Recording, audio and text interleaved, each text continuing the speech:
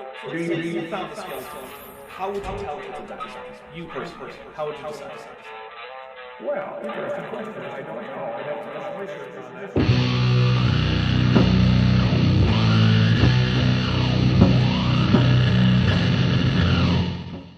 Hey there YouTube, the Dapper Dinosaur here. Today we're going to look at a video by CMI. In case you don't know, Creation Ministries International is an Australian-based young earth creation ministry with branches in several other Anglophone countries, such as Canada, which is where the video I'm responding to was made. CMI split with Answers in Genesis, Ken Ham's organization, after falling out among high-level management of the organization. And in the end, Ken Ham's secretary was accused of being a demon-possessed necrophiliac. So yeah, the two groups don't get along well, despite having basically identical beliefs. Before we start though, I want to thank Cheddar20 for this fun Minecraft skin he created that I'm using as my avatar. If you have fan art, feel free to send it to me on Discord or Twitter. If you are okay with it, I'll feature it in a video and thank you for it. Anyway, this video is about the flood of Noah, so let's see what the guys at CMI Canada have for us. People have a lot of questions about Noah's flood. Could it really have happened the way the Bible says it did? Well, there certainly is no evidence that there was ever a worldwide flood, and there's a lot of evidence against it. But it's not like an ontological impossibility. There is a possible world in which the Earth was flooded. We don't live in such a world, though. Here, in reality, no, it's not possible that there was a global flood in which some old dude and his family saved all the land vertebrates on a boat. Get your questions answered and find out why it matters. This week on Creation Magazine Live. It matters because some Christians have an absurdly literal view of what is clearly a myth. This week, our topic is Noah's flood. The flood is the key to understanding this controversial issue of the age of the Earth. The age of the Earth is exactly as controversial as the shape of the Earth. There is no scientific discourse that supports the Earth being much different from about 4.5 billion years old. Sure, there's some give and take of a few score million years, here or there, but nothing in existence even remotely hints at an Earth as young as CMI would like you to believe. The only functional difference between the absurdity of young Earth creationism and the flat Earth is that the former is better funded, because as a movement it is older and more widespread. Neither have been serious options for models of reality for at least centuries, and neither has any evidence. Instead, both rely on ignorance, both willing and not, stupidity, and dishonesty in varying amounts.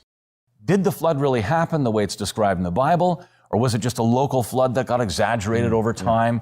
Could Noah get all those animals on the ark? Where'd the water come from? We're going to address those questions and many more. Hopefully you do it in a way that's more reasonable than when a flurf explains gravity with density, which, requires gravity to work. I doubt you will, though. But does it even matter if Noah's flood was really global? Right, yeah. One of the reasons that it does is because that's the way it's written. That's not entirely accurate. There are plenty of people of various Abrahamic faiths that don't feel the need to interpret the text so literally, and a not entirely literal reading of a text isn't the same as ignoring the text or being dishonest. If we can't trust the Bible about events like Noah's flood, then can we trust it when it talks about other events like the birth and crucifixion and resurrection of Jesus Christ? Genesis and the Gospels are different works written by different collections of people thousands of years apart, so I don't think they depend on each other the way these two think they do. But who cares? I'm not here to defend the Bible. But often people say it was just a local flood. Yes. Now, which one is right?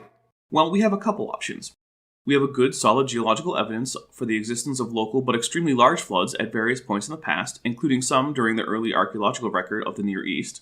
So we know that there were devastating floods that would have covered the land as far as you could see within a reasonable time frame for cultural memory. We also know with as much certainty as science could ever muster about anything that there was definitely never a global flood as CMI would have us believe. So either the Bible story is based on nothing and wholly made up by the authors, or it's based on a local flood. Those are the only two options. Well, let's start by looking at biblical and other evidence that the flood was global. Yeah, the problem is that there is no such thing as quote-unquote biblical evidence that the flood was global. The Bible is the thing that you interpret as making the claim. The most we could do is come to the conclusion that the Bible is indeed claiming a global flood as a historical literal event. But that adds exactly zero evidence for such an event. Genesis 7:11 and 12 reads, "In the 600th year of Noah's life, in the 2nd month, on the 17th day of the month, on that day all the fountains of the great deep burst forth, and the windows of the heavens were opened, and rain fell upon the earth 40 days and 40 nights." See, the interesting thing here is that CMI wants us to take all of that very literally, except the windows of heaven. That's just colorful metaphor. The reason for this is because the Bible, especially in the Old Testament, takes for granted an ancient Near East cosmology where the earth is flat and built on pillars with a dome over it, and above and below the earth is a vast cosmic ocean. That's why the Bible talks about things like the floodgates of heaven, the waters above the heavens, the fountains of the great deep, and the foundations of the earth, etc.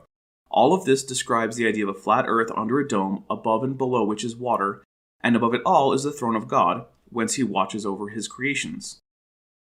In verses 19 and 20 we read, "And the waters prevailed so mightily on the earth that all the high mountains under the whole heaven were covered.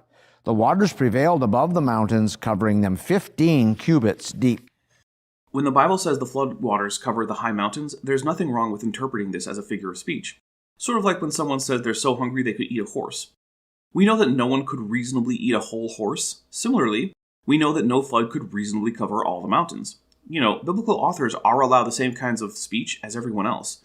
They can use hyperbole, metaphor, etc. Okay, now a cubit is a distance from your elbow to the end of your hand, about 18 inches. That means the water was more than 20 feet above the mountains. I mean, unless you're short and we don't know how big the standard cubit was for the writer, or even if there was such a thing at that time and place. No wonder the text also says, "And all flesh died that moved on the earth, birds, livestock, beasts, all swarming creatures that swarm on the earth, and all mankind." So this is an interesting verse. You see, CMI, like most young Earth creationists, tend to say that Noah didn't have to include insects and other terrestrial arthropods on the ark, as they don't have the breath of life, according to them. But according to this passage, all the swarming creatures outside the ark perished, and that's a typical biblical description of many insects. So apparently, CMI doesn't take this passage literally either, otherwise they'd have to include insects and the like on the ark. Weird. It's almost like CMI only takes Genesis literally when they think they can get away with it, but don't actually have a consistent standard. Only Noah was left, and those who were with him in the ark. And the waters prevailed on the earth 150 days. 150 days, that's 5 months after it began. The waters abated just enough for the ark to come to rest on the mountains of Ararat. But it wasn't until the 27th day of the second month of Noah's 601st year that God told Noah to disembark. That's a year and 10 days after the flood began. Yeah. What kind of a local flood lasts a year and 10 days? Look, I'm not going to say that it's unreasonable to say the Bible is here trying to convey a literal story. I'm just going to say that it's not the only reasonable interpretation. But let's hear the follow-up. The duration of the flood also indicates that it was global, not local. If this was just a local flood, we need to ask some questions. Yeah. Like when God used the rainbow as a sign of his promise in Genesis 9:15 that the waters shall never again become a flood to destroy all flesh. Was he talking about a local flood? He was probably talking about his level of wrath and whatnot. Especially since, if you take this literally, it's basically like someone punching you in the jaw and then promising very specifically not to punch you in the jaw again. The very specificity is suspicious if taken literally. Like God isn't promising not to destroy the world by lava or extreme cold or just disintegrating it, if you take this literally. So maybe it would be in the interest of Christians to not make God seem like a guy who's looking for any loophole in his own promises that he can find by interpreting this promise the way a Batezu might. Also, why did Noah need to build the ark and live on it for a year? Why not just move? Yeah, that's why you're allowed to interpret nonsensical passages like this as hyperbole. I mean, you at least could do something like that. You already do it for the firmament and the shape of the earth, and God using the earth as his footstools, and the waters above the heavens, and all that stuff that even CMI can't pretend makes scientific sense if taken literally. And finally, there are over 500 flood legends from all over the world that are all remarkably similar to the Noah's flood account in Genesis. Because the story is probably an exaggeration of some guy saving his livestock on a raft or something. Again, this is only a problem if you think the literal reading should be your first go-to. I mean, you could take the story as a lesson about how seriously God takes immorality, but how even when everything seems corrupt, he'll save some remnant of those who are not corrupted, like everyone else. But why bother with an actual spiritual meaning that might have an impact on how you act and your attitude towards the world, when instead you can pretend that things that obviously never happened are just part of history? Even people in remote areas like Fiji and Hawaii have an account of a global flood in their own people's history. Yeah, why? Why is that? Floods occur, and exaggeration is common in legend making. These two things together explain this, and the fact that there are commonalities, like blaming the flood on the wrath of the gods, or the survival of humans on a boat, speak more to the basic logic of a legendary flood than they do to any obvious dependence on a real historical event. Because all people came from Noah's family, even those in Fiji and Hawaii. No, the genetics preclude this. The ancestries listed in the Bible don't line up with this possibility, and overall human diversity peaks not in Turkey, but in the area of the African Rift Valley, and declines across migration routes from there. So again, if Noah existed at all, he wasn't the ancestor of all extant humans. In fact, he probably couldn't even have been the single common ancestor of even the Near East populations. Does it make more sense that memories of hundreds of local floods were distorted to be accounts of global floods, or that there was one massive global catastrophe as the Bible records? Let's go with that. It makes sense that hundreds of local floods were exaggerated in obvious ways, especially since we know local floods happen, and that no global flood did. You going with the answer that no one would accept without strong confirmation bias doesn't really help your case that the global flood was real. The main reason people want to make it a local flood, here it is to allow for the millions of years needed for evolution. And let's explain that. The known age of the Earth is derived independently from evolution. In fact, at one point, before we had our current dating techniques, evolutionary biologists were predicting that the world was much older than most geologists thought. And rather than just accepting this, the geologists pushed back. Because geologists don't care about biologists' pet theories. The fact that as we got better and newer techniques to measure the age of the Earth, that it showed compatibility with evolution is a confirmed prediction for evolution. So at no point was the Earth's age supposed by geologists, based on what was needed for evolution. Up until the late 18th century, scientists understood that most of the layers of rock full of fossils were the result of Noah's flood. Right. But then they started the actual study of specific details of the structure, chemistry, and deposition of these rocks, and realized that most of them couldn't be flood deposits, because many of them were composed of things like fine-grained, non-flocculated shale, and contained things like footprints, burrows, paleosols, and other such traces of life that cannot survive under floods. And such things occurred in vertical sequences, which could even less be explained by a single inundation. Basically, the very second anyone decided to do anything more advanced with geology than just hand-wave it away as the result of the flood was abandoned as a viable hypothesis for the origin of basically any feature of Earth's geology. Then some geologists like James Hutton suggested that the layers had been formed slowly over millions of years. Couple things. He didn't give hard numbers to the age of the layers, but he did say that 6,000 to 10,000 years of existence of Earth simply didn't work, and he didn't suggest this. He showed this beyond any reasonable doubt. Hutton assumed that the present is the key to the past, which means that if we can see a process like slow and gradual sedimentation or erosion in the present, then it must have always been slow and gradual. Well, whatever Hutton did, that's not what modern geologists do. And they know that the Earth is older than Hutton and his contemporaries would have guessed. Modern geologists use an actualist approach, where they know that some formations, like banded iron, cannot form today, but what they do assume, like all of science, is that the laws of nature are essentially time invariant. So if modern physics would preclude a rock from forming in a particular way, such as like rapidly from a flood, then physics would preclude it ever happening, meaning that if you see such a rock, you can conclude it wasn't formed by a flood. This concept is called uniformitarianism, and according to that logic, the layers of rock must have taken millions of years to form, so they couldn't be evidence for Noah's flood. Yes, according to the laws of physics, which we assume don't just change all willy-nilly, most of the rocks on Earth could not have been formed by a flood, and many have been absolutely dated to be millions of years old. Yeah, Hutton and in the early 1800s, Charles Lyell were trying to apply a different history to the rock record. No, history is written records of events.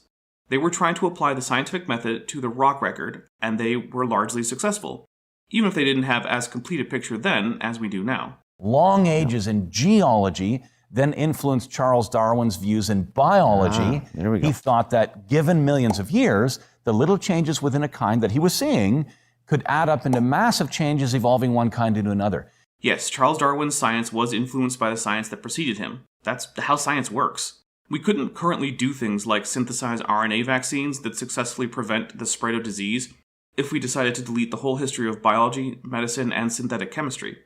Similarly, it wasn't until the Earth was shown to be at least millions of years old that someone could think in time frames long enough to propose other processes which could take place in that time frame. But remember how you said earlier that the great ages of the Earth were made to support evolution, and now you're saying that evolution was based on previous estimates of the great age of the Earth? Those are contradictory statements. You gotta pick a lane. See, without the millions of years, evolution doesn't work. Yup, evolution doesn't work without millions of years, just like airplane wings don't work without air. Fortunately for biologists, millions of years are available, and fortunately for pilots, air is available. But also, let's look at that animation. It's a glyptodont morphing into what looks like a Cretaceous didelphodon, into a South American member of the now extinct Leptopterna, into a gorilla. That's just completely insane. All of these organisms represent quite distinct taxa which are not ancestral in any way to each other. This is like failing 8th grade biology levels of dumb. A famous evolutionist said that the Darwinian revolution began when it became obvious that the Earth was very ancient rather than having been created only 6,000 years ago. This finding was the snowball that started the whole avalanche. If the Earth is young, though, evolution is dead. That's right, yeah. Agreed. Which is why I think old Earth anti-evolutionism is not nearly as popular as young Earth creationism. Sure, Reasons to Believe is still pushing it, but really they have a smaller impact on Christians than, say, AIG or CMI seem to. Just look at the funding that pours into projects like the Ark Encounter. Reasons to Believe isn't coming even close. If those layers are evidence for millions of years, they can't also be evidence for a global flood. Right, and since we know for a fact, based on multiple independent lines of evidence, that the rock layers are aged millions or even billions of years old, we know that they weren't caused by a flood. Of course, we knew that before we knew the ages, because again, floods can't make every type of rock, and non-flood deposits are the norm in the geological record. So the flood just fails twice here.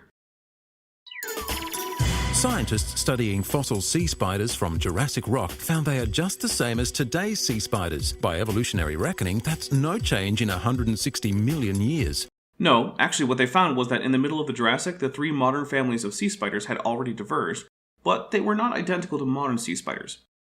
In fact, one major difference is that there is no evidence of Jurassic sea spiders above the bathypelagic zone, indicating that modern shallow water sea spiders may have evolved from deep sea spiders. So right there, this paper suggests physiological evolution within the 3 modern lineages which were established by 160 million years ago. After this, we get an actual commercial. In that supposed time, evolutionists say, most of the dinosaurs, birds, many fish, and virtually all mammals have evolved, all by natural processes. From finches to albatrosses and mice to elephants, they all made themselves by evolutionary processes. They also say that most of the flowering plants evolved too, and yet the sea spiders haven't changed in all that time. Except 1, they have changed, and 2, even if they hadn't, evolution doesn't require a certain level of morphological change per unit time. If organisms remain well adapted to their niche, there is no particular reason that they should undergo morphological change.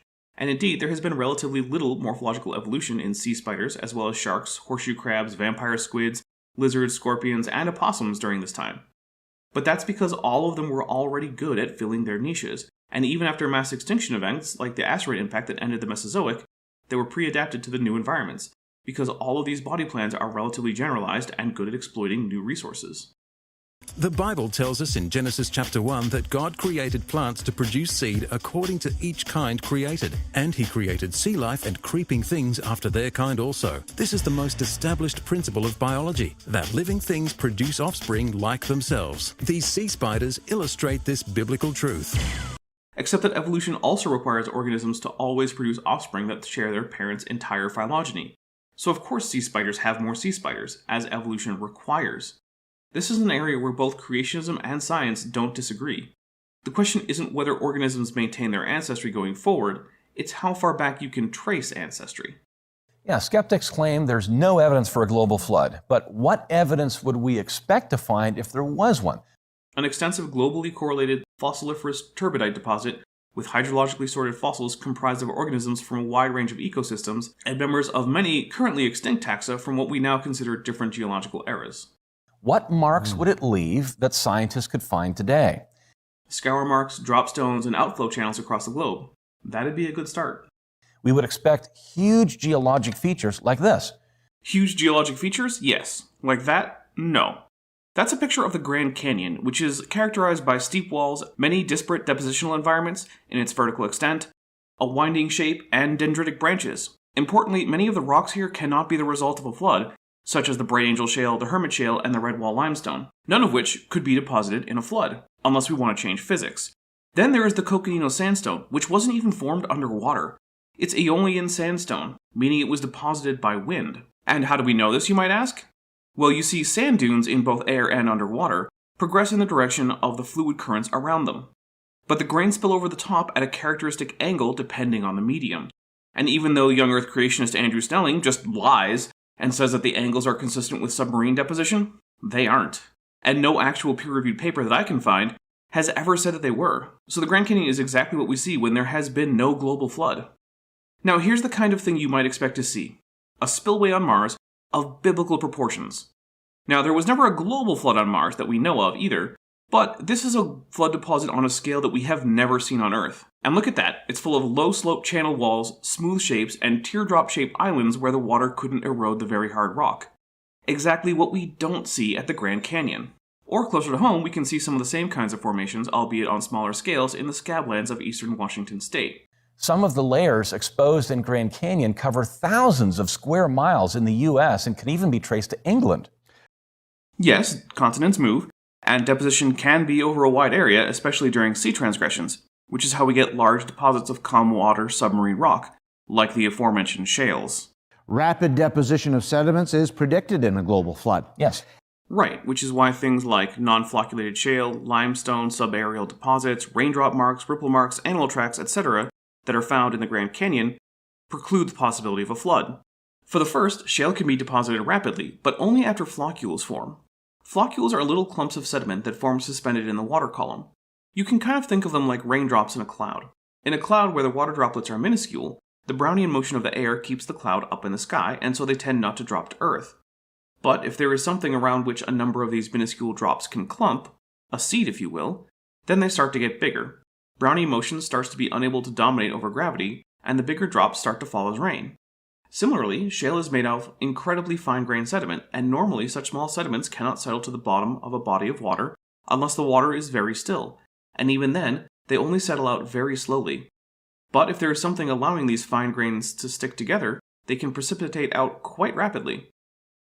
But the thing there is that geologists can see floccules in shale, and the shales of the Grand Canyon don't have any. Limestone just can't form quickly, full stop. Ripple marks and raindrops can only be preserved if the sediment in which they formed dries out, because otherwise, when you dump a bunch of mud from a flood on a bunch of other mud, you just get a bunch of mud, not mud on top of preserved ripples or raindrop marks.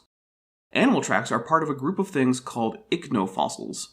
These are traces of life that are the result of the activity of organisms, but don't actually stem from the remains of organisms. One of the characteristics of flood deposits is that such things are not found in them. All of these things, including ichthyofossils, are found at the Grand Canyon, so again, it can't be formed from a flood. And scientists find things like ripple marks, raindrop marks, and animal tracks in the rocks, things that would erode unless they got covered up quickly and preserved by more sediment. I don't even know what to say. No, they don't have to be covered up quickly, at least not in human terms. If it rains on a sandy dune, then that dries out and lithifies. It can stay there for years as more sediment is deposited on top of it. Same for tracks and ripples. This is just the stupidest thing. I literally just spent a good while going over why these things preclude a flood as the cause of the geological column. And you know what? A young Earth creationist geologist agreed with me. Ichthyofossils and the like would preclude a formation from being a flood deposit. Sorry for all the creationists, but we find such things all through the sedimentary strata on Earth, and they're quite common. A global flood would produce a global fossil record by rapidly burying plants and animals. Guess what? We see billions of fossils showing little decomposition. That means they must have been buried quickly, not slowly. It can mean they were buried very quickly, but it doesn't need to. In fact, some of the best preserved fossils were buried slowly, but in anoxic environments. The best fossils are formed by slow deposition of fine-grained sediments in still anoxic environments. That's how we get things like the finely detailed feathers of Archaeopteryx in the Solnhofen limestone quarries. It's commonly taught that it takes millions of years for a fossil to form. Depends on what you mean. Many biomaterials that form fossils are already essentially rock, whether it be calcium carbonate, silica, or hydroxyapatite. In these cases, not much really needs to occur other than burial and subsequent lack of disturbance for a fossil to be found. Although over the course of time, there is a good chance that such materials may be replaced with other chemicals, making them permineralized fossil. Alternatively, the spaces within such a structure may fill in with other rock, making them another form of fossil. So some fossils take a long time to form, some don't. But animals that die and don't get buried quickly get eaten by predators or they decompose. There's nothing left to fossilize. Not necessarily. Let's take a look at Lake Natron in Tanzania. Now, if you know much about naturally occurring salts, you might know that natron is a kind of salt primarily composed of sodium carbonate decahydrate. and it was famously used as a main desiccating agent in ancient Egyptian mummification rituals. Why does this lake share the name of this salt? Well, because it's chock full of it and other salts. In fact, this is one of the hottest, most alkaline, and saltiest bodies of water on Earth. It has an exceptionally low biodiversity, with only 2 species of fish able to survive there, and a flock of flamingos depending on the lake to avoid predators, because most predators literally can't survive the trip to the flamingo's breeding ground. Now, these photographs you're seeing have been posed by the photographer, Nick Brandt, but he did not get the bodies to look that way. That's just how they look when they wash up on shore. Now, with a lake that has essentially no life, and that can coat living tissue in calcium in short order, let's say you died and fell into Lake Natron. If you don't wash to the shore, which isn't a guarantee, you'll sink to the bottom and be covered in calcium deposits. As time goes on, you'll be buried under more sediment, and nothing is likely to eat you.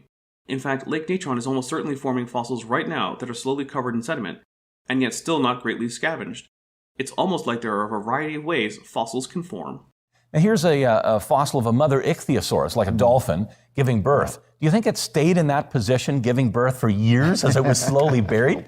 No, I think it either died in childbirth, a thing that happens, or it died while pregnant and decomposition gases pushed the young ichthyosaur partway out during decomposition. Further, that fossil was hard to track down. First, the picture they're showing is from creation.com, CMI's website. Further complicating matters is that before putting this picture up on their website, they did all of the following. Inverted the hue, upped the saturation, increased the white levels, and X-mirrored it. The actual fossil looks like this. I can't think of many reasons to do this that aren't to make the fossil hard to track down.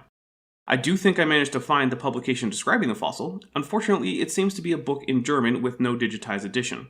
Fortunately, though, this seems to be a German specimen of Stenopterygius, an early Jurassic ichthyosaur. I did manage to find numerous papers describing locations in Germany for such fossil finds, but not for this specific specimen. Turns out that they're all from the Posidonia shale in southwest Germany. That shale is a bit coarser than some others, but shows no sign of flocculation, or at least I couldn't find a single paper mentioning floccules in that deposit. And so while it has probably deposited faster than, say, the Bright Angel shale, it still probably took a long time to deposit overall. So no, this fossil was not buried rapidly, because the rock it was found in couldn't have been deposited rapidly. Here's a fossil octopus and a jellyfish. Now, they must have been buried quickly to preserve the soft tissue before it rotted. Yes. This is exactly what's expected in a global flood. Exactly. Before we get into these fossils, I just want to point out that so far, this video has had me chasing down sources in German, Russian, and Portuguese, and I'm bad at all of those languages. Can the obscure sources for once come in a language I can read reasonably well, like French, Spanish, or Catalan? So I was immediately suspicious of the claim that these fossils had to be buried rapidly, as I know from reading a lot of paleontology papers that the best preserved fossils tend to come from areas with very slow deposition, but also low levels of trophic activity associated with carrion. In other words, without many scavengers. Yay for big words! So when I finally traced this octopus down, it was preserved in limestone in Lebanon. Yup, a slow deposition environment. Now for the jellyfish, and what do you know, it's fine-grained limestone in an anoxic environment. Wow, who would have thought? Of course, my sources for this whole series are in the description, so if you don't believe me, check the peer-reviewed sources. I'd also like to point out that in layers other than the ones where this jellyfish was preserved, there is evidence of extensive bioturbation, which, a flood would erase. So yeah, not a flood deposit. Funny how every time I look up a fossil, creationists say is the result of rapid burial because of how well preserved it is. The exact opposite is true. And then there are polystrate fossils, fossils that run through multiple layers of rock. Nope, not going to do this one again. This has been covered by basically everyone. Check the cards or descriptions if you want to see it covered by various people. The whole point has been moot since 1968. About 150 years ago. I refuse to once again do polystrate trees. But what about Hutton's idea that sedimentation has always been a slow process? It's an idea, yeah. Yup, and it's wrong. Modern geologists don't tend to hold to the idea that sedimentation is always slow. They say it's slow when the physics and chemistry of rocks and deposition require it to be, like in fine-grained siltstone or limestone, and rapid when it's indicated, such as in turbidite conglomerates or tsunamite, or in the case of rapid deposition of tuff. When Mount St. Helens erupted in 1980, we saw that layers of sediment can form rapidly. Seriously, what did I just say about tuff? No geologist thinks that tuff, which is what this is, or rather what it will be when it lithifies, has to be deposited slowly. Find me the volcano that spews out limestone and we'll talk. Seriously, this is as stupid as saying that since you can play a hand of poker in 10 minutes, that the game of Monopoly will also take 10 minutes. Different kinds of rock form in different ways, under different circumstances, at different rates. That's what makes them different kinds of rock in the first place. Yeah. The layer that you see there between the dotted lines, that was laid down in about 3 hours on June 12th, 1980. Here's a close-up. Look at the fine layers. Yeah, look at the fine layers. No one is surprised that ash deposits are laminated. Another thing, which I'm not sure will come up, but which I suspect will, is that this ash isn't actually rock yet. You can see it crumbled right there in this picture. This is still unconsolidated ash, and it will be many years until it is actually rock. Normally, 1 or 2 of those thin layers get laid down per year, but here, they're within a 20-foot thick block deposited in 3 hours. What are you going on about, Richard? That's that guy's name, by the way. No one is suggesting that subaerial ash is being laid down constantly at a rate of a few inches a year for years anywhere. That would require a continuous volcanic eruption spewing ash at a consistent rate for decades. Where has anyone ever proposed this to explain tough or tufaceous rock? I'm unaware of any such proposal. That's some fast deposition. It is. Now, it helps us understand what a global flood might be capable of on a much larger scale. Yes. Yeah, if ever there were two phenomena more indistinguishable than a flood of water and a rain of volcanic ash, I've never heard of it. They're basically the same thing. I don't even know why we have different words to describe the events. Also, mud flows from the volcano carved a canyon through the existing layers, also in a single day. The river that you see in the canyon today had nothing to do with its formation. Yeah, smooth wall channels can be cut out of soft, unconsolidated sediment rapidly. No one objects to this. But how do you explain all the steep-channeled, jagged ravines and canyons? You can't do it with rapid-flowing water through unconsolidated material. Again, this is just conflating two superficially similar phenomena that have hugely different causes and actual outcomes. It didn't even exist before the canyon. Yeah. It's caused by the rainfall collecting in the canyon after it was formed. So instead of the river causing the canyon caused the river. Yup, and that doesn't help your point at all, so I'm not sure what all the smugness is about. Yeah, more support for rapid deposition is seen in bent layers of rock.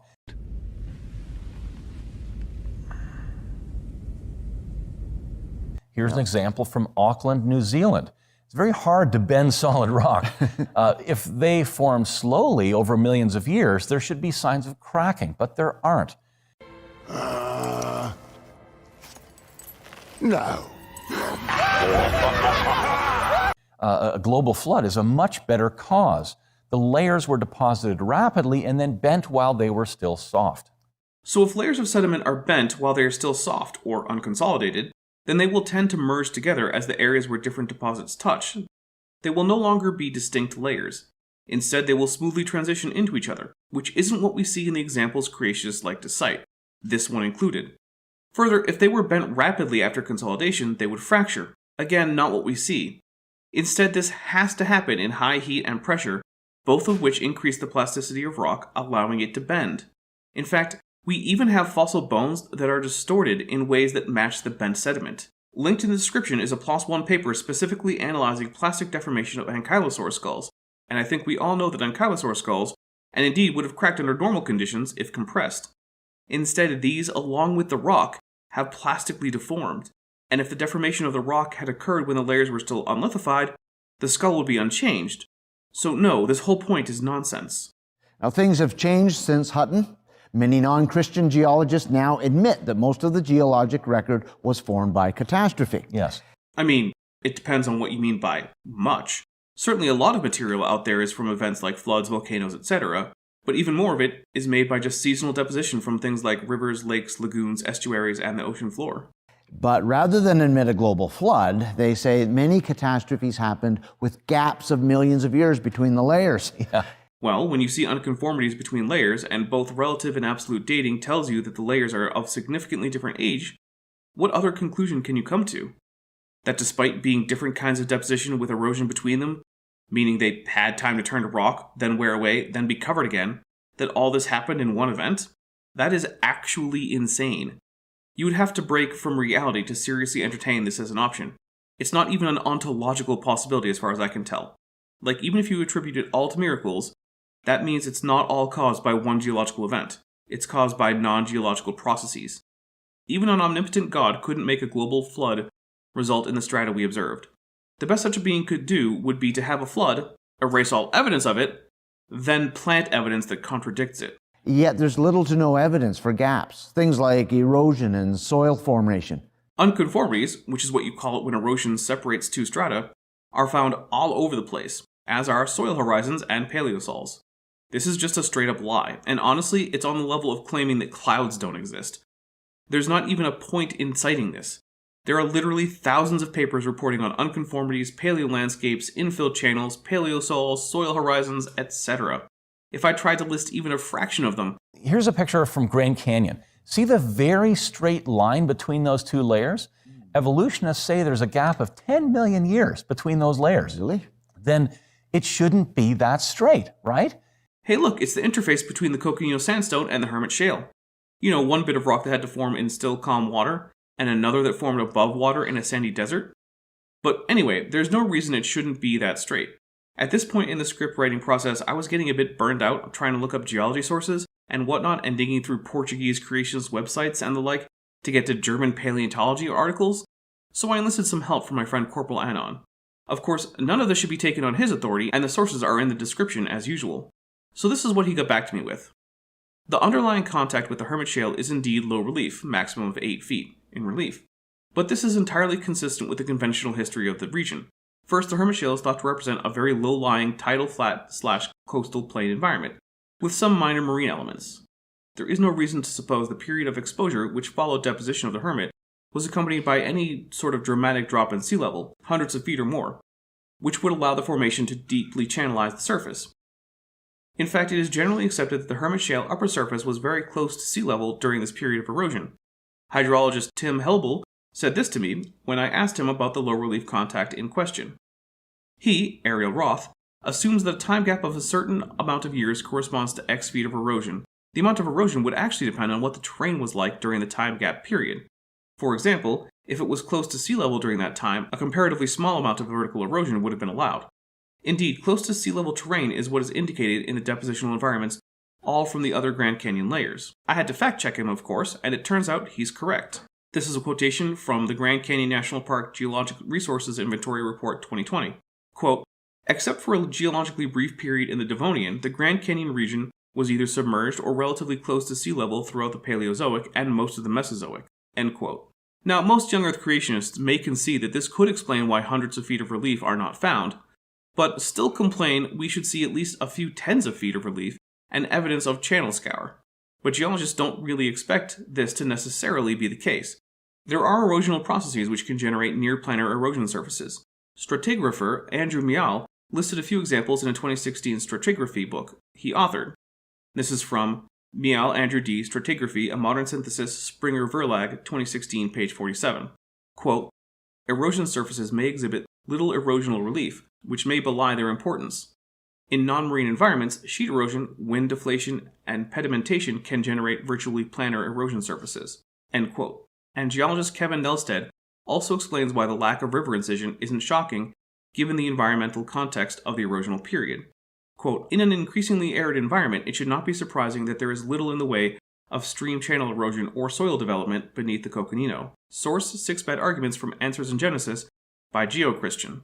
Of course, even if we give young Earth creationists the benefit of the doubt and assume rivers were the dominant erosional force, rather than chemical weathering and wind planation, still, this does not preclude a planar contact.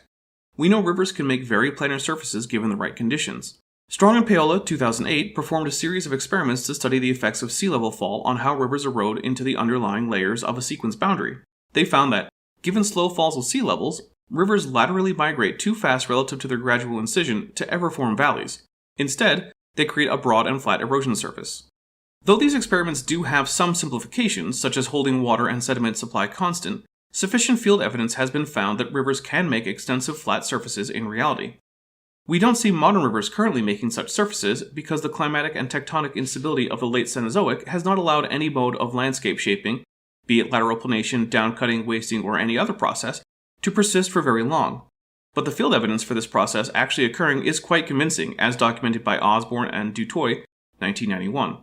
This lateral migration could explain why we don't see any infilled yet shallow channels on the unconformity surface as well, because the walls of any shallow river channels could simply be destroyed by the lateral erosion of the river as it migrates.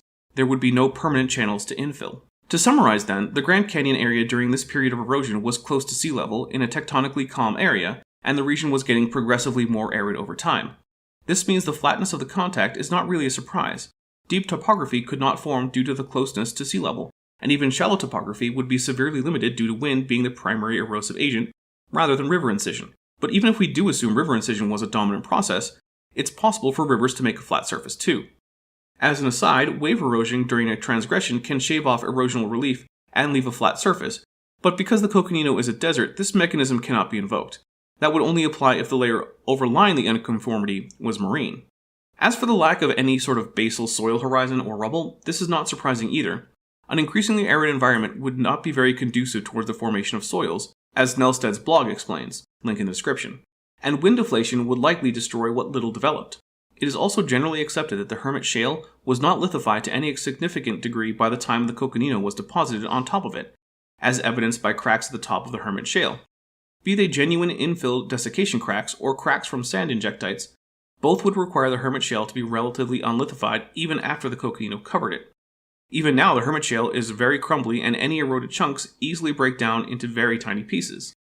In the past, with it being mostly unlithified and the surface becoming extensively dried out and crumbly, it would be expected that any chunks would also be very easily destroyed by the desert wind abrasion. This means that the uniformitarian scenario does not expect significant amounts of clasts to be eroded from the Hermit Shale and preserved in layers to form a basal conglomerate. Young Earth creationists may still ask for evidence of erosion, but that evidence comes from the fact that there is an entire formation, the Schnebly Hill Formation, between the Hermit and Coconino outside of the Grand Canyon region. Its absence confirms erosion occurred, or at the very least, deposition stopped in the area. Geologist Stephen Moshier explained it to me quite succinctly a few months ago. Quote, correlations to the Schnebly Hill outside of the Grand Canyon are important for coming up with some kind of estimate for the Hermit-Coconino hiatus in the Grand Canyon section. It is probably on the order of millions of years, perhaps as much as 5 to 7, end quote. So I want to thank the good corporal for his help in making this a much more thoroughly researched response than it would have been otherwise. But he also wanted me to remind all of you to please check his sources. None of this is original to him. It was found in various papers and in consultation with professional geologists. And we would expect to see a soil zone underneath that top layer, but it's not there. Why would we expect this? The Hermit Shale is marine and the Coconino Sandstone is a sandy desert. Neither environment is well known for extensive soil formation, so we really shouldn't expect to see a paleosoil there. This makes more sense if the layers formed quickly than over millions of years. Tell you what, you figure out how to get a single flood to make two separate kinds of rock in sequence in the same place, neither of which can be formed by a flood, and one of which can't be formed by water, and I'll start taking the unconformity between the Hermit Shale and the Coconino Sandstone at the Grand Canyon seriously as evidence for Noah's flood. So why do they want a time gap between those layers? Evolutionists need millions of years for evolution to occur, so they've got to put those years somewhere. No one needs a time gap. It just so happens that there is one, and this is further evidenced, as I said before, by the fact that in places north of the Grand Canyon, the gap isn't there, and instead there is the Schnebly Hill Formation between the two. So the time gap is the time it took for the formation to be deposited. This time gap isn't made up. It's well evidenced both in and out of the canyon, and its absence wouldn't do anything to discredit mainstream geology or evolution. After this, for a while there's a commercial telling you how to get a CMI speaker to your church, and then they go on complaining about cartoon arcs and pointing out the actual biblical proportions of the ark. I have no real dog in the fight over the dimensions of the ark, and I'm perfectly happy to accept CMI's measurements, so I cut that bit out. Of course, skeptics will still say there's no way Noah could have fit two of each of millions of species on the ark. That's true, he couldn't have. That's true. But let's talk about kinds, shall we? Yeah, but Noah didn't need to take two of every species alive today. Genesis 6 verse 20 says, of the birds according to their kinds, and of the animals according to their kinds, of every creeping thing on the ground according to its kind, two of every sort shall come to you to keep them alive. Now the word kind here refers to a much larger group than species. For example, the canine kind would include dogs and wolves and coyotes, etc., variations that arose after the flood by way of both natural and artificial selection. But does it include the African painted dog, the Indian dhole, the maned wolf, the extinct direwolf, the non-canine but still closely related borophagians or bone-crushing dogs? How do you know that the kind is Caninae and not, say, Canidae, which would include the previously mentioned borophagians, but also the more distantly related, weasel-like Hesperocyaninae? Or why not the narrower genus Canis, and the genus Vulpes being separate kinds? See, there is no actual objective place where you can draw the line between kinds. CMI, like answers in Genesis, just draws a line somewhere around the families because that gets them a number of animals that they find reasonable. This is starting with a conclusion and creating a post hoc explanation to fit it. This is the exact opposite of how science is supposed to work. Also in Genesis 7:22 we read, "Everything on the dry land in whose nostrils was the breath of life died." Now this doesn't include insects because they breathe through the tiny pores in their skeletons, not nostrils. Yeah. And they could have survived on floating mats of ripped up, tangled vegetation. Interesting. But let's read the verse right before Genesis 7:22. That is, verse 21. It says in the New International Version, "Every living thing that moved on the land perished. Livestock, wild animals, all the creatures that swarm over the earth, and all mankind." Leviticus 11:29 and 30 include the snail as a swarming creature, and verse 41 in the same chapter includes anything that creeps on the earth with more than 4 legs as a swarming thing. Gee, it's almost like quote mining by creationists doesn't stop with science. They'll quote mine the Bible too. So according to the Bible, animals like terrestrial arthropods and mollusks also died unless they were on the ark. So Noah had to have room for ants, bees, cockroaches, silverfish, scorpions, slugs, snails, coconut crabs, mosquitoes, tsetse flies, bloat flies, etc. on the ark. You'd think he could have left the last 3 off, but evidently he did not. I wonder which animals on the ark got to be the lucky host to parasitic bloatfly larvae and live in excruciating pain as the grubs gnawed through their living tissue, forming a blister. It's not often that humans drive an animal to extinction and that I approve of it, but the North American bloatflies were wiped out primarily by ranchers, and I couldn't be happier about it. Yeah, no fish either. Now, many did get buried, but clearly some survived. I mean, they wouldn't have really, as you're mixing together salt and fresh water. And for all the sediment to be laid down in this event, you're also going to stuff the gills of most fish full of dirt, meaning they won't be able to breathe. Further, any bottom-dwelling fish would certainly go extinct, as all of them would be buried by this. But hey, let them have this one. The Bible doesn't say they died, so sure, they didn't. Ark researcher John Wood-Morripy estimates that there were about 8,000 created kinds on the Ark, so 16,000 individual animals, plus a few more of the ceremonially clean animals. So Wood-Morripy is the source for both CMI and AIG in their claims about the 8,000 animal kinds on the Ark. And remember, that's excluding all the non-vertebrates that the Bible explicitly requires to be on the Ark. So, since I have more information about exactly what kinds there were from AIG, I'm going to use their ideas as a proxy for broader young Earth creationism. If CMI doesn't like it, they can explain to me their stance on kinds right after they explain how the Coconino managed to form in open air under a flood, and what evidence they have that Ken Ham's secretary was a demon-possessed necrophiliac. Anyway, apparently all of Proboscidea, that is elephants and their ancestors and relatives, are one kind. This is because otherwise, you'd need a lot of really big elephant-type animals on the Ark, especially since creationist estimates of Proboscidean diversity is over 500 species. Now, if we assume the impossibly rapid speciation rate of 1 new species per generation of Proboscidean, that means that at least every generation, a couple Proboscideans happen to both give birth to opposite-sex members of the same new species. We get to just enough time to reach full Proboscidean diversity by today. But we don't have that long. We have only a couple hundred years because we need mammoths by the Ice Age, and they are among the most derived Proboscideans, which means if you have mammoths, then all but like 1 speciation event has to be accounted for before that. That means that you're going to need more like 4 species per generation. The other option is to just say that there were more kinds of Proboscideans, but then you end up with dozens of giant animals on the Ark. Ah, you might say, but what about bringing babies? Well, elephants are weaned at about 5 years, so bringing babies would require Noah and family to care for several zoos worth of baby, gigantic animals. In fact, they start out at about 1.5 imperial tons, or 750 kilograms. And don't forget that elephants eat 200 to 600 pounds of food per day, and you also have to feed all the sauropods and trichotheres and giant ornithopods, etc. Click the card above for a more in-depth dive into Proboscidean problems for creationism. The overall volume of the Ark is over 500 railroad stock cars. Wood-Morripy calculated the average size of all the animals would have been about the size of a sheep. And even in cages, 16,000 sheep-sized animals would only take up about 1/3 of the floor space. And newer calculations indicate an average size closer to the size of a rat, so even less space would be needed. Okay, but you can't just assume that everybody is going to need an average amount of space and there you go. There are outliers on the large size, and they are going to be the prohibitive ones. So let's assume 400 pounds of food on average for each Proboscidean, and since we now know that you need more than 2, let's go with the more reasonable, but still absurdly small number of 8. That's 3,200 pounds of food per day. Now let's be generous and say that elephant feed is about as dense on average as hay. It's actually often less dense, but who cares? That comes out to about 10.5 pounds per cubic foot. Now Noah and the animals, apart from a few birds, were in the ark for 150 days, so that's 3,200 pounds of food times 150 days for 480,000 pounds of food, occupying 45,714 and a quarter cubic feet. Now keep in mind that the water outside isn't safe to drink, since it's full of dead animals and it's brackish. So how much do elephants drink per day? Well, on average, it's 83.6 liters a day, but let's just say 80 to be generous and make the math easier. So that's 80 liters times 8 elephants times 150 days, for a total of 96,000 liters of fresh water that Noah has to bring on the ark and keep fresh. And that's just to water the elephants and their associated relatives. And remember that only 8 humans are caring for these animals, so each day, each person must deliver 10 liters of water and 150 pounds of food on average.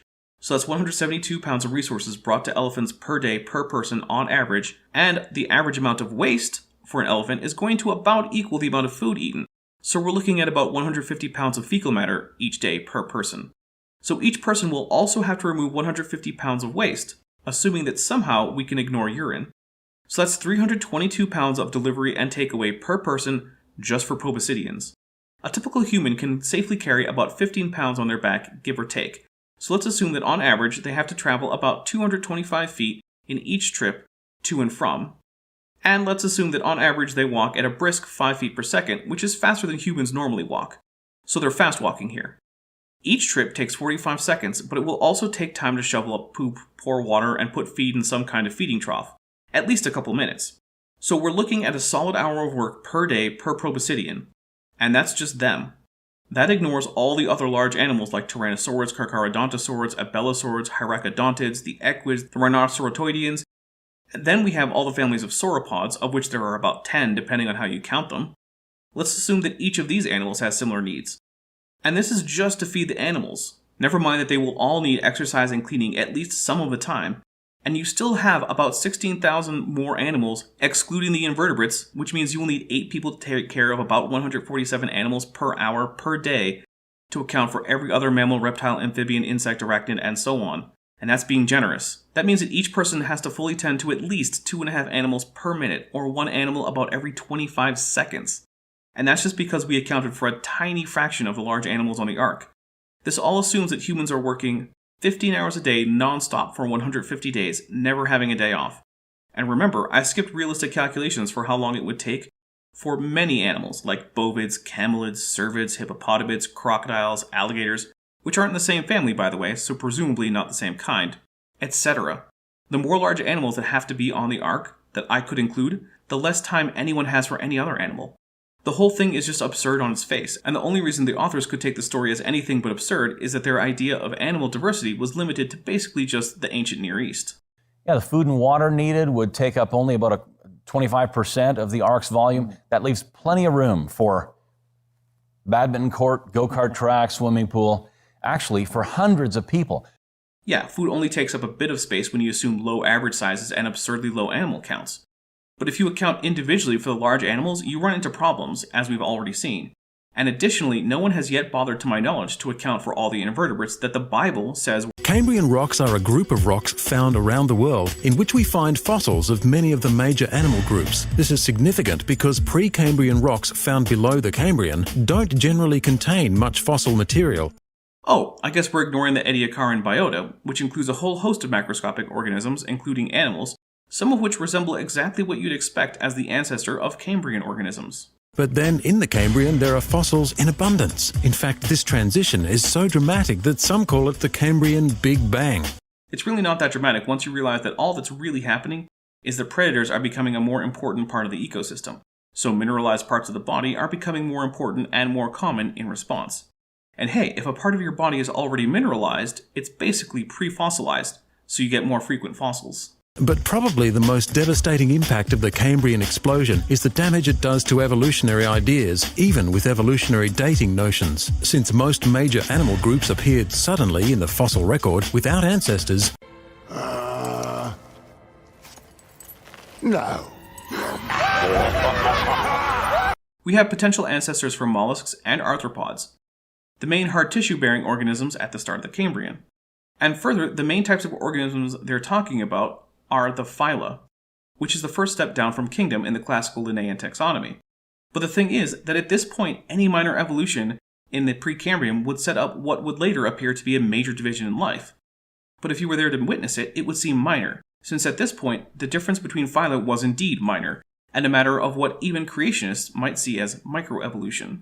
Now let's talk about all that water. Where did it come from, and where did it go? Where did you come from? Where did you go? Where did you come from, Cotton Eye Joe? In Genesis 7, 11, and 12, we read, "All the fountains of the great deep burst forth, and the windows of heaven were opened."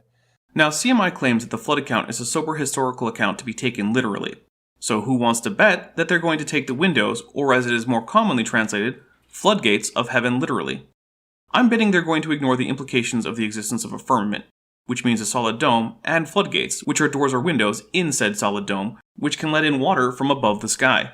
You see, the thing is, even though young Earth creationism is more or less on the same level as flat Earth in terms of scientific plausibility, most young Earth creationists know that they can't take the Bible seriously in the way that they want to, because most young Earth creationist laypeople reject the flat Earth, even though doing so is intellectually dishonest. And the rain fell upon the earth 40 days and 40 nights. Wow. So we have two sources of water there. One of them is the great deep. Yes, the cosmic ocean below the flat Earth. Now in the Bible and Scripture, this often refers to oceans, but it could also refer to subterranean water, for example. Now, the term burst forth suggests that water may have been released through large fissures in the ground or the ocean floor. Now, this may have included a series of volcanic eruptions, which often release a lot of water. Right, but we know there aren't really subterranean reservoirs of water that could come even close to accounting for the floodwaters, because such things would be obvious given our worldwide network of seismic monitoring. They would change how seismic waves propagate, and we have no evidence of such subterranean oceans existing. So we still really don't have enough water on Earth to make a global flood that can cover the mountains. Yeah, what about the oceans themselves? Well, there are several flood models. Not really, there are no flood models that can match reality without essentially an indefinite number of miracles. And when you need more or less infinite magical fudge factors, you have a fairy tale, not a scientific model. But the one we feel is kind of the current leader of the pack is catastrophic plate tectonics, CPT. Yeah. You know, it's funny. For years, the creationists denied plate tectonics, but now it's so well supported, even they can't deny it anymore. Many lines of evidence indicate that the continents have moved apart. Yeah, because even according to the creationist rate project, catastrophic plate tectonics would generate enough heat to boil all of Earth's oceans at least twice over. So if it's true, again, it requires miracles all the way down, or Noah and the animals on the ark would have basically melted, not been floating on top of the water, causing new ocean floor to be formed from hot mantle material. Now, originally proposed by creationist Antonio Snyder back in 1859, as he thought it took place during the flood. Now, the millions of years folks have applied their timescale to it, and that's the version that most of us have been taught. First, Baumgartner was on the team at the rate project, so even he couldn't solve the heat problem. Second, it seems from a Google Scholar search that no one in the world has ever bothered to author a paper using his Terra model of plate tectonics without him being a co-author, meaning it's not really taken seriously outside his circle of friends. And third, despite CMI calling him the world leader in geophysics and plate tectonics, Baumgartner is employed studying climate change for the US government, not catastrophic plate tectonics or anything else to do with geology. Weird, right? However, Dr. John Baumgartner, the world's leading geophysicist in modeling plate tectonics, used supercomputers and concluded that it could happen rapidly. And cause enough heat to vaporize the oceans twice over. Since that would kill Noah, and isn't mentioned in the Bible, the whole model is dead from word one. And that's according to creationists themselves. In Baumgartner's model, one tectonic plate would begin to sink underneath an adjacent plate. He discovered that a breakdown in friction would cause those plates to sink very fast, meters per second sort of speeds. Yeah. This caused the original continent to be ripped apart, allowing hot mantle material to form new ocean floor. But the hotter, less dense ocean floor would be perhaps 2,000 meters higher than the existing ocean floor, pushing the seawater up onto the continents. Instant global flood. It would also vaporize a massive amount of water, producing intense global rainfall. Yeah, the windows of heaven.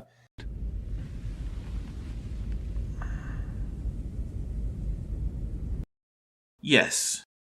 It would vaporize a lot of water. Like all of it. Then it would melt all the rock. And it would be too hot for rain because water literally couldn't condense long enough to hit Earth's surface as liquid. And remember, this isn't according to me, it's according to Baumgartner et al. In the rate findings published by the Young Earth Creationist organization, Answers in Genesis. Now, skeptics will often say there couldn't possibly be enough water to flood the whole Earth and cover up the mountains, and especially Mount Everest, the highest point on Earth. But Everest is a post-flood mountain. Okay, that means that after the flood until now, Everest has been rising nearly 6 feet 8 inches per year. In reality, it's uplifting about 10 millimeters or about 0.4 inches per year. So historically, Everest would have had to rise about 200 times faster than it is now, only to stop the instant we could reliably measure it. That seems either very unlikely or very convenient. There are marine fossils at the summit of Everest. Well, yeah, it's formed from rocks pushed up from the ocean between the Indian Plate and the Eurasian Plate, which were underwater until the collision pushed them up. That's not exactly surprising. Everest was formed late in the flood as the Indian tectonic plate smashed into the Asian plate. Oh, so we're going to condense the formation of Everest into a year or so, eh? Well, less, but let's go with it. So during the flood, it was being uplifted by 1 foot and 4 inches or so each minute. I don't think I really need to explain why it is that plate tectonics doesn't really allow for a mountain to rise by that much. And let's not forget that it formed, as they say, early in the flood. That probably means it had to form about twice as fast. Toward the end of the flood, as the new ocean floor cooled, it would sink into the mantle, forming deep ocean basins. What do you mean cooled? The rate project itself says that the whole process caused more heat than the entire Earth could accommodate without melting. Nothing is cooling. It's all incandescent. Giving the water a place to run to off the continents. The water that at this point is basically 400 degree Fahrenheit steam? Okay, sure. Yeah, now, by the way, today, if the continents were lowered and the ocean floor raised so that everything was at the same level, there's enough water in the oceans right now for a global flood of about 2.7 kilometers. Wow. And in the immortal words of Dwight Schrute, if onlys and buts were candies and nuts, then every day would be Ernte Dankfest. After this, it's another commercial break. How did the animals get to places like Australia? There's lots of water in between there and the Middle East where the Ark landed. Yes. That's true. That's true. And why is it that the distribution of marsupials in South America and Australia matches up so well with their fossil record in Antarctica and the mainstream version of above-water, sane-speed plate tectonics? Why aren't there any opossums in Africa? Surely a low-metabolism arboreal generalist couldn't do too poorly there. Or for that matter in Europe. I mean, raccoons have a similar niche, and they're thriving as an invasive species in parts of Spain after only a few decades of introduction. Another question that we just kind of provided the answer for is, well, how did they get to the Ark in the first place? Right, yeah. I mean, at least the Bible says that's God's doing, so it's a miracle. That's at least a miracle that's justified by the text, unlike all the near-infinite miracles that would be required to make the rest of this nonsense work. Now, from Genesis 6:20, we see that Noah didn't have to go on worldwide safari hunting down the animal passengers for the ark there. God sent the animals to the ark. With a single continent before the flood, that makes it fairly straightforward. Oh, so one of the supercontinents is the pre-flood world. Which one is it? Is it Pangaea? Is it Rodinia? Who knows? But the problem there is that all extant texts that the creationists identify as kinds should have a global distribution in the strata that real scientists identify as Paleozoic. So where are the Permian canids? Or why don't we see equids in the Old World until the very uppermost strata of the Cenozoic? Strata that most creationists seem to think is post-flood. Now, the notion of a single original continent came from Genesis 1:9, and God said, "Let the waters under the heaven be gathered together into one place, and let dry land appear," and it was so. I'm just going to let that sit there. Apparently, the Bible predicted supercontinents. Convenient how the first modern creationists rejected the whole thing, even though Genesis 1 so clearly indicates that they should have accepted it. For all we know, kangaroos could have been living right in Noah's backyard. Funny then how their entire fossil record is restricted to Australia. But how do we explain them traveling across oceans after the flood? Did they swim? Good question. Well, no, but they may have floated on log mats or rafts made of the massive amount of uprooted vegetation in the flood. I should send this to Matt Powell, because apparently he thinks vegetation mats allowing for rafting is just crazy talk. But the problem is that rafting on a global scale doesn't have a strong directional bias. So why aren't there wombats in China and kangaroos in Ecuador? Some rafts would also be formed by pumice due to volcanic activities. That can float on the water, and these can last a pretty long time. Sure, why not? But the same problem that there's a lack of directionality occurs. Also, a kangaroo is going to have a much harder time staying above water on a bunch of chunks of pumice than a log mat. So I'm not really sure this helps. And in both cases, animals could potentially ride quite a distance, and the wind blows at one place, and the animals get on and get off, and the wind changes, it blows it somewhere else, animals get on and get off. So like a train or a bus. Why would any population of animals get on some bunch of crap that just washed ashore and stay on it while it went out to sea? That's just insane. Land animals don't just float off to sea of their own accord generally. It makes sense. And then there's the Ice Age. The Ice Age, as if there were only one. The Ice Age, yes, okay. So Thomas, is there a connection between the flood and the Ice Age? Well, since there wasn't a global flood... No. I'm glad you asked. For an ice age to occur, you need warm oceans and cold land masses, particularly in the summer. Warm oceans evaporate a lot of water, which then comes down on cold continents as snow. Well, that will make it snowy, but overall what causes what the public thinks of as an ice age is lower solar radiation staying on Earth, caused both by sun cycles and the orbital changes to the Earth's path around the sun.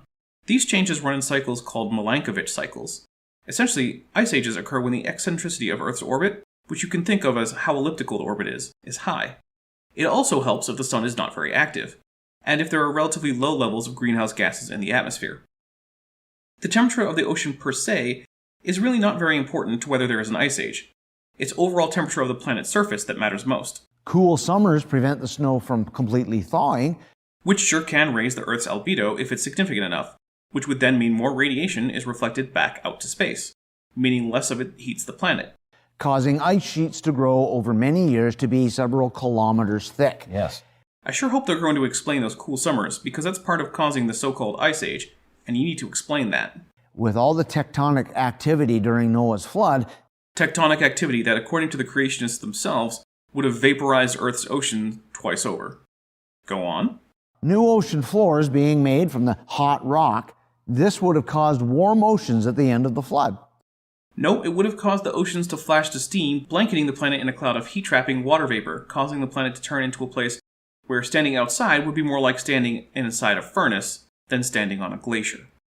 Volcanic dust and other aerosols from massive volcanic activity during the flood would have caused the sun's rays to bounce back, resulting in cold continents, even in the summertime. Yeah, probably. But at this point, Earth would be radiating more heat from its own internal temperature than it was getting from the sun anyway. Essentially, creationist plate tectonics makes the Earth its own little mini-sun. That's fun, isn't it? So there's the connection between the flood and the Ice Age. Very good. Okay. Meanwhile, evolutionary history has ice ages over billions of years. I mean, the longest ice age was probably Snowball Earth, and that lasted about 10 million years. So I'm not sure what they mean by over billions of years. It sounds like they're saying the conclusion of science is that ice ages have lasted billions of years, but maybe that's not what they mean. But the evidence really shows just one. There's good evidence for one. Yeah. Except for all those glacial deposits in Neoproterozoic rocks, which according to creationists are not post-flood, and many of them think they are pre-flood. You know, that's one of the main reasons Snowball Earth is pretty well supported. Slow and gradual processes have problems explaining an ice age. If you slowly cool down the whole Earth, by the time everything's cold enough for an ice age in the summertime, the snow stays there in the summertime, most of it, the oceans would be too cool to produce the amount of precipitation needed. It seems like we're forgetting that if you have a long time, a low amount of snowfall can accumulate. Let's look at a real-world example. Maybe you've heard of Antarctica, the world's largest desert. It receives about 166 millimeters of precipitation per year. If we compare that to, say, France, which on average gets about 500 to 1,000 millimeters, depending on the region, we can see why Antarctica is considered a desert. Yet the continent is basically covered in glaciers. How is this? Well, because a little bit of snow over a long time is a lot of snow. So a global flood, once again, is the superior explanation for an ice age. Meteorologist Michael Ord estimated it would have taken about 700 years for the oceans to cool down from about 30 degrees Celsius to today's average of 4 degrees. Okay. How long would it take to cool from 200 degrees Celsius to 4 degrees Celsius? Because that's the kind of thing we're looking at here. But even if we assume an initial temperature of 40 Celsius, or 104 Fahrenheit, that's enough to cause real problems. Most ocean life has a fairly narrow range of temperatures that they can survive. In fact, rises in global ocean temperatures much more modest than this level of heating are causing extinctions. So even if we pretend that catastrophic plate tectonics wouldn't just boil away the oceans and leave superheated steam, we are still in a situation where you're killing basically all ocean life.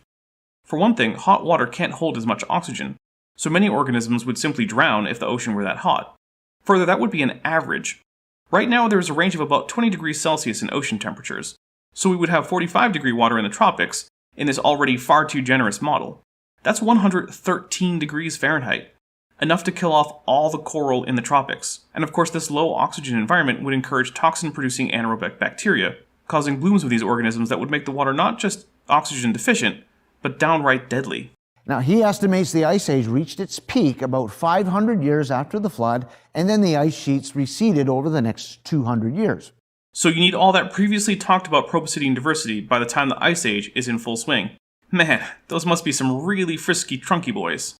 Okay, but what about those kangaroos? Almost there. This map shows the extent of the ice sheets at the peak of the Ice Age. The amount of evaporation needed to form those ice sheets would lower ocean levels by nearly 400 feet, enough for land bridges between the continents to be exposed. The channels in the ocean between Australia and Indonesian islands are more than 12,000 feet deep. And you know what my source is? Google Earth. That's how easy this is to check. Land masses being close doesn't mean the water between them is shallow. During the post-flood Ice Age, animals and people could have migrated all over the globe. Okay, all right. Well, that explains why there are so many mammal groups that are found in Europe, Asia, and the Americas altogether. But how come no ungulates or carnivorans made it to Australia? Why are the only native placental mammals in Australia bats? Creatures that could fly there. We know from the North American opossum that marsupials aren't fundamentally incapable of colonizing areas dominated by placental mammals. So why aren't there any marsupials in Asia? Then, as the ice sheets melted and receded, ocean levels would rise again, making the land bridges disappear. Exactly. By that time, there could have been plenty of animals living in places like Australia. The challenge of biogeography to the flood isn't that animals live there at all. It's why we see the distribution of animals that we do, and why it correlates so well with the fossil record in Australia. Why are there fossil kangaroos, wombats, thylacines, platypuses, etc. in Australia, but nowhere else if they came from a supercontinent originally, and then only went to Australia after the flood? Why didn't any of them settle down elsewhere? Kangaroos in the form of the red-necked wallaby are doing pretty well in England, Scotland, Germany, and France, and one species of South American marsupial, the opossum, is now ubiquitous in North America. So it's not like they can't survive elsewhere. Further, why didn't a single felid go to Australia? Domesticated cats are running wild now that they have been introduced to Australia in modern times, and tigers live on the Indonesian islands, where the creationists say their imaginary land bridge was. Why no actual tigers in Australia, but instead we have the so-called marsupial lion, Thylacoleo? For that matter, why did no marsupial predators, like marsupial lions, Tasmanian tigers, or Tasmanian devils, the latter two of which used to live in the mainland Australia until humans got rid of them, ever make it to colonize Indonesia or Southeast Asia? See, none of this works in creationist terms. Changing climate conditions may have caused some animals to thrive better in some environments better than others, which might explain why kangaroos appear to be native only to Australia. It's not because they evolved there, it's because they migrated there and then got surrounded by water. Then why are there fossils there? In fact, why are there transitional fossils of marsupials at all? Why are they only found in South America, Antarctica, and Australia? And why the weird filtration by reproductive method in Australia? How does a land bridge separate out animals with pouches and that lack a true placenta? Why is there not a single shred of evidence of any of these animals living elsewhere? Yeah, there's evidence that kangaroos used to live in other parts of the world, but it's been suggested that... Like, seriously, I can't find even any creationist source purporting to have evidence of kangaroos outside of their current non-introduced range. Not a scrap. I'd be fascinated to find some source like that, but I haven't been able to after about an hour of searching. See, even today in Australia, the kangaroo has no natural predator. Yeah, but they did, though. Animals like Megalania, the thylacine, and Thylacoleo fed on kangaroos, and it wasn't until humans showed up that these animals were pushed to extinction. At least on the mainland. So what's the point of bringing up the relatively recent gaps in the Australian ecosystem? So maybe elsewhere they just died out. That's right, yeah. No, it's not right, because kangaroos faced predation their entire existence. Before humans, it was the aforementioned animals, and then it was humans. Why can they survive giant lizards and big toothy pouch cats, but wolves and tigers are just a bridge too far? And that still doesn't explain why the wolves and tigers didn't make it to Australia. You can't just say, well, no extant animal feeds on large kangaroos, so they must not be able to survive predation.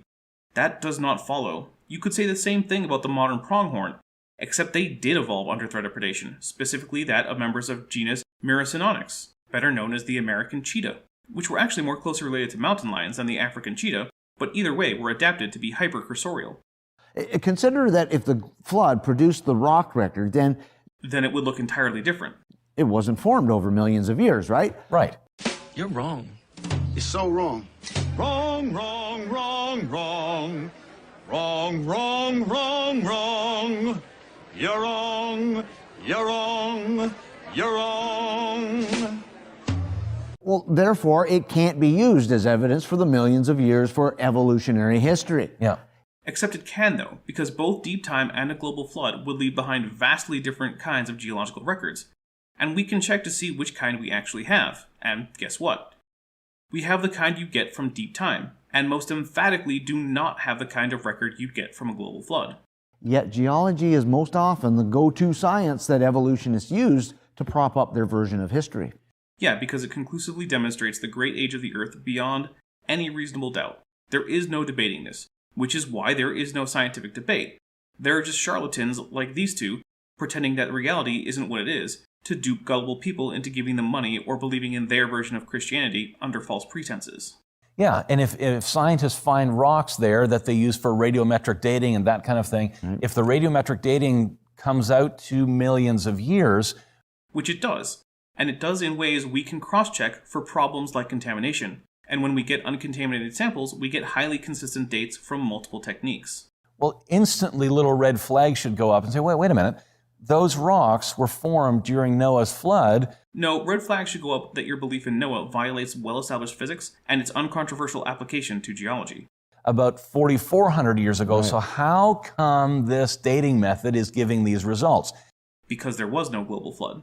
It should make us question that dating method. I mean, why question your unsubstantiated conclusions based on an idiosyncratic interpretation of a text compiled thousands of years ago? That would be crazy. It's not you who's wrong, it's reality that's wrong. Well, that's their last argument, so I hope you enjoyed this rather long series. If you did, please like the video. If you didn't, feel free to leave a dislike. Either way, comment below to give me your thoughts, and don't forget to subscribe to my channel, ring the bell, and turn on all notifications so you're always alerted when there's more Dapper Dino content. I'm the Dapper Dinosaur. I just want to take a moment to thank my patrons and channel members, especially those pledging $20 or above. Bob Knob, Bent Hovind, Ian Chen, Chris Love, Sphincter of Doom, The Venerable Bede, and Patrick Dennis. My patrons and channel members really help make this channel possible, and without them, this channel wouldn't exist. If you would like to support me, you can click the join link on this channel below this video, or you can click on my Patreon, link in the description, and pledge. On Patreon, there is an option for an annual subscription, which comes with a 10% discount. And joining the channel will give you access to my custom emojis. However, if a regular pledge isn't for you, I do have a merch store. And if monetarily helping out the channel isn't a thing you can do, every like, share, and comment really helps the channel.